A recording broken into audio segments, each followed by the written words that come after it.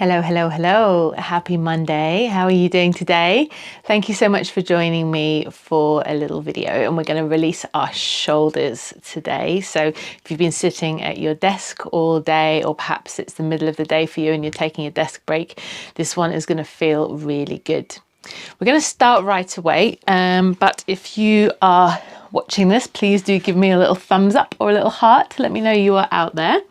We're going to lie down on the floor and we're just going to see how our shoulders are feeling at the moment. So lying on your back, and we're going to take the arms up just so that the elbows are about shoulder height, and press your lower back into the floor just to engage your abdominals, and just slowly take the arms overhead and bring them back down a couple of times. Just see how that feels. Does it feel at all tight across the chest? Is it challenging? Is it easy? Does it feel better on one side than the other? Just do a couple more of these and then come back to center. So now we're going to do a muscle energy technique to start to release the muscles in the front of the body that are responsible for us having this kind of hunched shoulder posture. So you're going to place your hand on your shoulder and press your shoulder up into your hand. And we're going to hold this contraction for about 20 seconds. And it's just a really small contraction, just about 20% pressure, which isn't very much at all.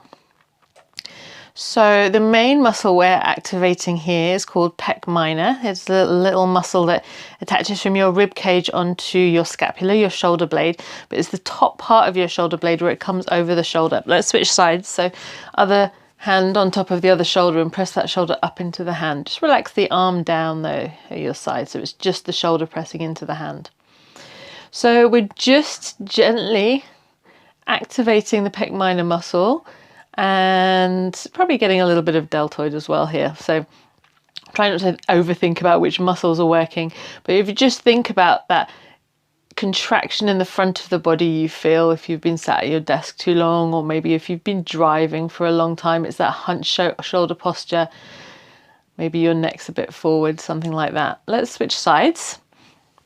So what we're doing with this little contraction is energizing the muscle. So this small tiny contraction is actually sending signals to the brain just to get it firing again. So when we sit with our hands at the desk or at the computer rounded forwards like this, or perhaps if we're holding our phone for a really long period of time, let's switch sides. Other shoulder presses up into the hand. It can shorten the muscle. It's causing the muscle to stay contracted, overly contracted for a long period of time, which is not ideal, and it can cause it to go into spasm. Now, spasm isn't necessarily something you can feel. It's a subclinical spasm, but it's basically, sometimes if we feel that we're feeling tight, basically this is what it can be. The muscles can be in spasm as opposed to actually being physically tight. Okay, so we're going to do a couple more on each side. So again, pressing the shoulder up into the hand. Gentle contraction, pressing the shoulder up. And it's not the fingers pressing down into the shoulder. So the fingers are just relaxed. They're just giving something for you to press your shoulder into. And let's switch sides. It might feel like not a lot is happening, but trust me, it is. And if you feel like you're not doing very much, then you're probably doing it right. If you haven't done these techniques before, then sometimes it can be challenging because we're used to stretching, particularly if you're a dancer or, anyone who goes to the gym, you're taught you should stretch and you should, feel the stretch. But let's switch sides. Last one on each side. But these are small contractions rather than stretches, and they're really, really small movements. So if you can't feel too much, then like I said, you're probably doing it right. And last one. So my shoulder is pressing into my hand. Nice and gentle. And this is a good moment to just check in with your breathing as well. It should be really relaxing. We're going to do something a little bit more energetic in a moment. And release.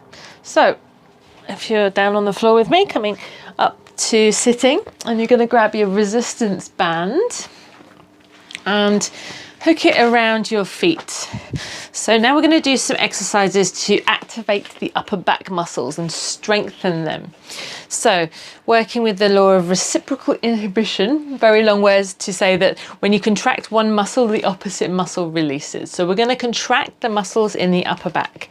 So holding on to the band, you're going to squeeze the shoulder blades together and release. So for this one, it can be tempting to pull the elbows in, and we're going to do that in a moment, but for now I just want you to focus on the shoulder blades, because we're doing the opposite movement, or we're just trying to isolate the muscles that are opposing to the pec minor that we were just releasing, and this will get the pec minor to release even further. So I'm squeezing the shoulder blades together as hard as I can, keeping the arms straight for the moment. And keep squeezing. We're going to do a couple more. Make sure you're sitting up nice and tall. And squeeze. And one more. So now we are going to turn it into a row. This one might be more familiar. We are going to bend the elbows, but keep the squeeze happening in the upper back. So we're still really activating the upper back muscles, as well as working a little bit more into the arms now. Pulling the shoulders back, sitting up nice and tall, breathing. You can breathe out as you pull your arms back if you like, and breathing in as you release, if that helps. We're going to do 4 more. Squeeze, squeeze. I can see Kate's watching, I think. Hi Kate, hope you're well today. And Karen, thank you for watching.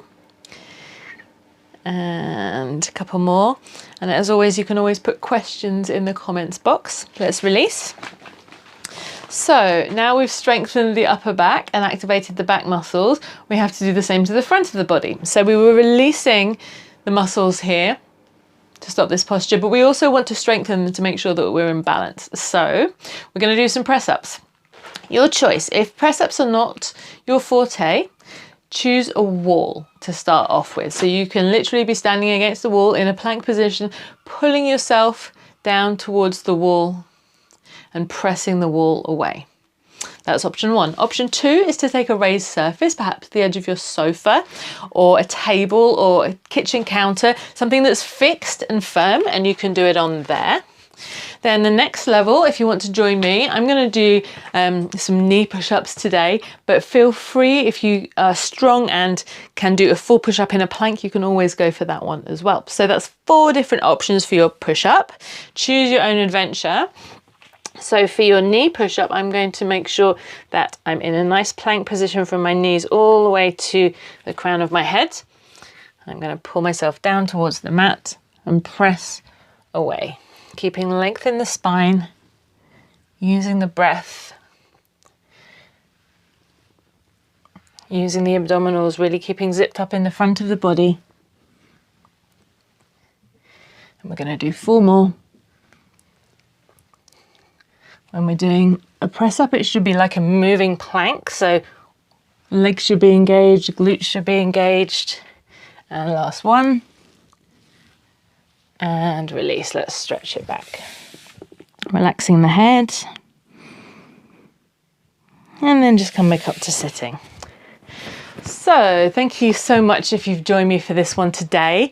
That was just a little bit of a teaser, a little bit of a taster for a course that I'm running starting on Wednesday called I Dance Freely. So this is aimed at belly dancers who want to bring balance to their bodies, to prepare your body for dance and relieve any aches and pains, any niggles due to imbalances that you might have in your body. So we're going to be doing a lot of these kinds of muscle energy techniques with complementary exercises to get the release that you might find from having muscles in spasm, and then using complementary exercises to release them further, but also build strength, which leads to further flexibility. And of course, that is going to only enable you to dance more beautifully and pain-free and freely. So any questions about that, please do let me know. There's some links in the comments. And thank you so much for joining me. I will see you next time.